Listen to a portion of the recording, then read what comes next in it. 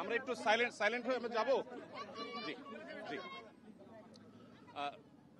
আজকে মূলত আমাদেরকে মাননীয় প্রধান উপদেষ্টা ডেকেছেন। তার ডাকে আজকে বিভিন্ন ধর্মের নেতৃত্বশীল ব্যক্তিবর্গ তারা এসেছেন এবং দেশের বিভিন্ন প্রান্ত থেকে সবাই আজকে সমবেত হয়েছেন।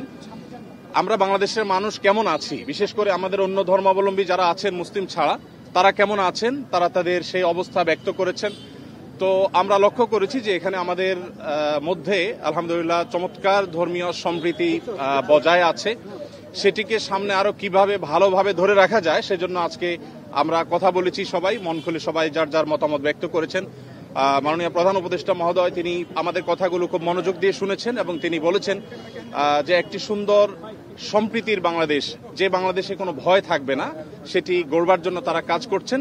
এবং আমরা আমাদের জায়গা থেকে বলেছি যে এদেশের ওলামায়ে কেরাম, এদেশের ধর্মীয় নেতৃত্ব তারা তাদের জায়গা থেকে অত্যন্ত দায়িত্বশীল এবং দায়িত্বশীলতার কারণে কিন্তু আপনারা দেখেছেন যে আইনজীবী আলিফ হত্যাকাণ্ডের পরে সারা বাংলাদেশে মুসলমানরা অত্যন্ত ধৈর্য এবং সংযমের পরিচয় দিয়েছেন।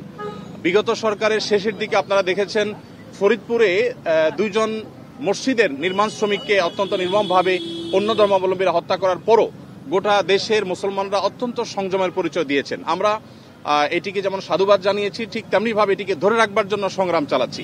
এখানে সিনিয়র বিভিন্ন ব্যক্তিবর্গ ছিলেন, জাতীয় মসজিদ বায়তুল মোকাররমের সম্মানিত খতিব ছিলেন, আন্দরকুল্লাহ শাহী মসজিদের খতিব সহ অন্যান্য ব্যক্তিবর্গ ছিলেন। প্রত্যেকেই একই সুরে কথা বলেছেন যে আমরা সম্প্রীতির বাংলাদেশ গড়ে তুলতে চাই। বাংলাদেশের মানুষ যেভাবে ধর্মীয় সম্প্রীতির উজ্জ্বল উদাহরণ তৈরি করেছে, এটা পৃথিবীতে আসলেই বিরল। কোনো প্রপাগান্ডায় যেন আমরা কেউ কোনোভাবে পা না দিই এবং আমরা যেন সবাই ঐক্যবদ্ধ থাকি, সেজন্য সবাই এখানে কথা বলেছেন। মুসলিমরা ছাড়াও অন্য ধর্মাবলম্বী যে সমস্ত নেতৃবর্গ ছিলেন তারাও কথা বলেছেন।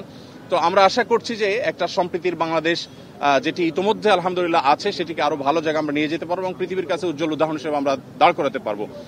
এখানে প্রত্যেকে যার যার জায়গা থেকে চেষ্টা করেছেন এই কথা বলার জন্য যে আমরা শান্তি সম্প্রীতি রক্ষা করবার জন্য কাজ করছি।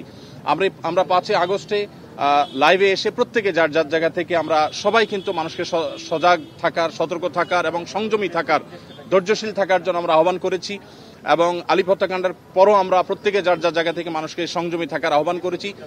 ইসলাম আমাদেরকে অন্য ধর্মাবলম্বীর ব্যাপারে যথেষ্ট দায়িত্বশীল আচরণ করতে বলে। আমাদের প্রিয় নবী সাল্লাল্লাহু আলাইহি সাল্লাম আমাদেরকে মানুষ হিসাবে অন্য ধর্মাবলম্বীদেরকে মর্যাদা দিতে শিখিয়েছে এবং সেই শিক্ষা ধারণ করবার কারণে বাংলাদেশের মানুষের মধ্যে সাম্প্রদায়িক সম্প্রীতি তৈরি হয়েছে।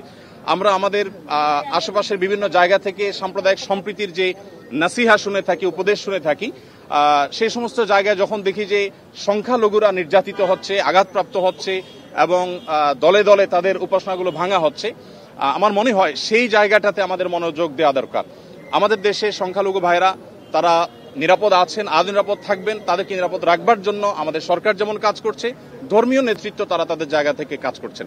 তো আমরা মূলত এই বার্তাটা মাননীয় প্রধান উপদেষ্টা মহোদয়কে আমরা দেওয়ার চেষ্টা করেছি যে আমাদের জায়গা থেকে আমরা ঐক্যবদ্ধ আছি, ঐক্যবদ্ধ আমরা থাকবো। আমাদের হিন্দু, মুসলিম, খ্রিস্টান, বৌদ্ধ সবাই ভাই ভাই হয়ে আমরা এই মাটিতে আমাদের প্রিয় দেশকে এগিয়ে নিয়ে যেতে চাই। সেই জায়গা থেকে আমাদের মধ্যে কোনো প্রকার ফাটল নেই, আমাদের মধ্যে কোনো বিভেদ নেই। বিভেদ এবং ফাটল যারা দেখাবার চেষ্টা করছে তাদের সে মিথ্যা প্রপাগান্ডা যেন বিশ্ববাসী বিভ্রান্ত না হয়, আমাদের দেশে মানুষ যেন বিভ্রান্ত না হয়, আমরা সে বার্তাটি মূলত আজকে দেওয়ার চেষ্টা করছি। ধন্যবাদ। ভারতে বাংলাদেশের সহকারী হাইকমিশনে হামলার ঘটনা ঘটেছে এবং ভারত থেকে বাংলাদেশকে নিয়ে যে ধরনের অপপ্রচার চলছে, ভারতীয় আগ্রাসনের কথা বলা হচ্ছে, এই বিষয়ে কি বলছেন আপনারা? এই বিষয়ে কি বলবেন? এই বিষয়ে আমার পাশে আব্দুল্লাহ বিন আব্দুর রাজ্জাক আছেন, উনি ওনার বক্তব্যে বলেছেন, আরো বক্তারা বলেছেন, ভারতে বিশেষ করে আমাদের সেখানে যে সমস্ত সংখ্যালঘু নির্যাতন হচ্ছে আর সেখানে যে সমস্ত সহিংস ঘটনা ঘটছে, যেমন এই যে উপ হাই কমিশনারের হামলার কথা আপনি বলেছেন, এগুলোর কারণে আসলে আমাদের কথা বলা দরকার। আমাদের রাষ্ট্রীয়ভাবে মাননীয় প্রধান উপদেষ্টা মহোদয়কে বলা হয়েছে যে তিনি যেন তার জায়গা থেকে, সরকার জায়গা থেকে কথাগুলো বলেন। আমরা যখন আমাদের কথাগুলো বলবো না তখন আমাদের উপর আরো চেপে আসা হবে।